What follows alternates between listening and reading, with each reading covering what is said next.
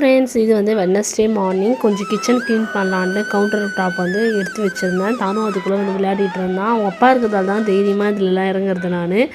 ஏன்னா அவர் பார்த்துப்பாரு தானுவை. ஸோ வந்து அதுக்கிடையில் நான் ஓரளவுக்கு க்ளீன் பண்ணி வச்சுட்டேன். மெயினாக அந்த ஆயில் பாட்டில்லாம் வந்து மாற்றிட்டேன், க்ளீன் பண்ணி வச்சுட்டேன். அப்புறம் வந்து புளி சாதம் மார்னிங் வந்து செய்யலான்ட்டு நேற்று சாதம் கொஞ்சம் மீந்து போச்சு. புளி ஊற்றி கரைச்சி வச்சுருந்தேன். எண்ணெய், கடுகு, ஒரு உளுத்தம்பருப்பு, கடலைப்பருப்பு, காஞ்ச மிளகாலாம் போட்டுட்டு அந்த சாதத்தை எடுத்து கொட்டிடணும். பூண்டு நல்லா தட்டி போடணும். அதாங்க டேஸ்ட்டு புளி சாதத்துக்கு. உப்பு பார்த்தோம்னா லைட்டாக தூள் உப்பு சேர்த்துக்கலாம்.